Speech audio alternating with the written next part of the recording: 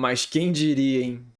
Salve, xamãs! Sejam bem-vindos a mais uma análise de Shaman King aqui no canal. Hoje do episódio 30, primeiro episódio da nossa mini saga do Ozorezan Revoar. Temos muita coisa que discutir hoje, muitas curiosidades, vocês sabem que eu gosto de trazer. Faz tempo que eu não trago bastante curiosidade para os vídeos falando nisso.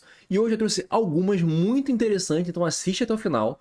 Porque algumas coisas que você talvez não tenha pego ou você não tenha entendido, você vai entender assistindo o vídeo. Então vou tentar explicar direitinho, vou falar bastante sobre como foi o andar disso. E, cara, bastante coisa interessante pra falar. Muita coisa positiva. Então, antes de tudo, cara, um recado muito importante aqui. Queria saber se eu vou falar diferente.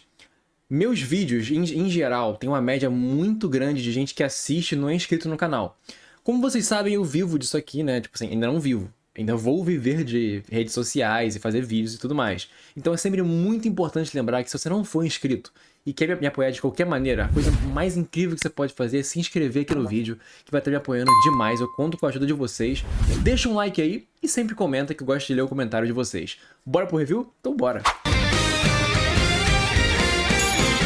Vamos começar. Análise crítica do episódio. Para fazer essa análise de maneira fidedigna, eu trouxe aqui o meu mangá de Ozorezan Revoar, o capítulo que comprime o início da história de Ozorezan Revoar que vimos hoje, para trazer mais fidedignidade, muito mais dados e embasamento para o que eu vou falar aqui. O episódio, por incrível que pareça, mesmo sendo Shaman King, teve uma ótima narrativa. Analisando a história original no mangá, o episódio não foi nada corrido e ele seguiu padrão por padrão, página por página, e respeitou bastante o diálogo e o tempo dos acontecimentos. A trilha sonora e a ambientação ficaram muito bem encaixadas com o momento da história, porque isso é um corte na história principal de Shaman King e estão contando o passado, uma coisa muito importante. Então o clima e a ambientação, a trilha sonora, te dá realmente essa característica de história do passado. Ou seja, o episódio foi muito bom e teve muitos pontos chaves muito interessantes. As características do Yo e da Ana foram introduzidas de maneira crua, já que o que temos no anime atualmente é o futuro deles. Se passou muito tempo, então ali é um Yo muito mais infantil e a Ana totalmente sem ter o Yo na vida dela.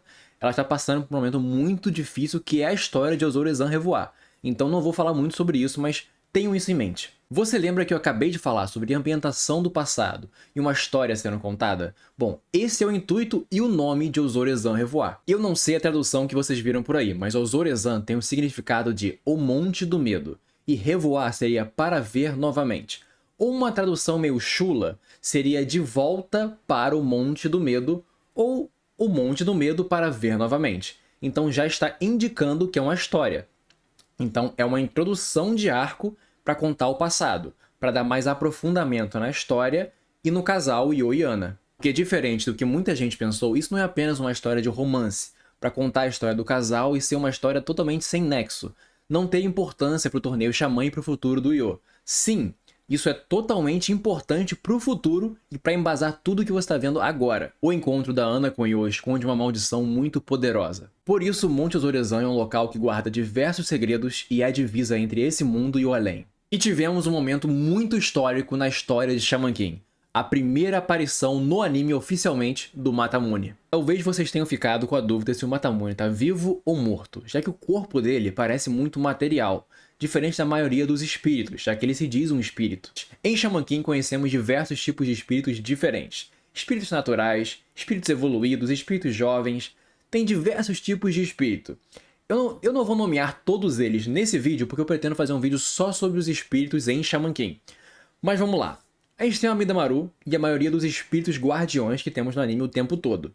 Todos eles são translúcidos. Você vê que é uma alma, é um espírito, você consegue ver através dele. Então por que o Masamune não? Porque ele já está além de um plano espiritual evolutivo. Nós temos aquela evolução de 500 anos, que muda a forma, como o Lagartixa, entre vários outros, até o Amidamaru. Entre a morte passa de 500 anos. No caso do Masamune, ele tem mais de 1000. Então a evolução dele é muito maior, é o dobro. Tanto que ele consegue estar no estado materializado, ele está, entre aspas, vivo naquele momento. E temos exemplos de espíritos materializados, como o próprio Espírito do Fogo, um espírito natural. Com certeza ele teria força o suficiente e anos de evolução para estar no estado materializado, porque você consegue vê-lo. Ele parece ser translúcido, mas ele está muito ali, ele realmente está ali. Assim como os demônios do Hao, que sempre que são invocados estão materializados. Como o demônio que foi demonstrado no episódio de hoje, porque ele estava materializado. O próprio Yo perguntou para o Masamune e ele respondeu isso para ele. esse demônio consegue se materializar porque ele não aceita a vida dele e é uma forma de se vingar. Então aquele demônio estava ali de verdade. Uma pessoa normal, qualquer um poderia interagir com ele. Bom, eu acho que eu tirei essa dúvida. Eu vou largar uma bomba nesse vídeo e entenda que é entender. Não vai ser um spoiler propriamente dito, mas se você entender, entendeu. Se não, bola pra frente, finge que não ouviu nada. Masamune serve a família Sakura há 1000 anos. E há 1000 anos atrás, quem foi o fundador e o primeiro Onmyoji da família Asakura? Deixa no ar aí qualquer tipo de relação. Analisando o Zorezan Revoar como um todo, seja no anime ou no mangá, hoje vendo o anime eu tenho uma visão diferente.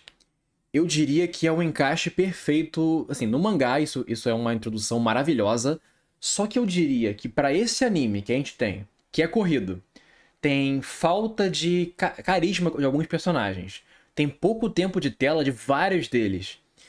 Eu diria que essa introdução para Ano e Yo seria, acho que, a cereja do bolo de Shaman King. Porque contar o passado da história deles, você vai ter o embasamento e o aprofundamento dos dois. Você vai entender como o Yo começou o episódio 1 de Shaman King daquele jeito. Por que a Ana é assim com o Yo? Qual é a relação deles? Por que tão jovens se amam? Ou essa parceria que eles têm?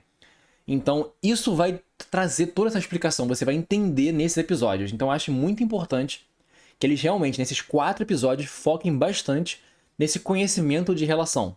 Porque quando voltar para o tempo atual, você já vai ver o Yo e a Ana com olhos diferentes. Bom, gente, eu não vou me alongar mais, eu acho que eu já falei bastante hoje, espero que não tenha enchido o saco de vocês. Eu tentei trazer informações bem interessantes, eu quis trazer bastante a minha opinião nesse vídeo, então não quis que fosse chato ou maçante. Então deixa aqui nos comentários se você gostou desse vídeo, o que você está achando do Zorezan Revoar, o que você imagina para os próximos episódios, se você está com hype também. Comenta alguma coisa aí. Então tamo junto, galera. Muito obrigado a todos vocês que fielmente acompanham o Shaman King aqui comigo. É muito, cara, assim... É surreal. É surreal o quanto é emocionante trabalhar com esse anime e ter vocês aqui comigo. Obrigado de coração. E eu vejo vocês na semana que vem.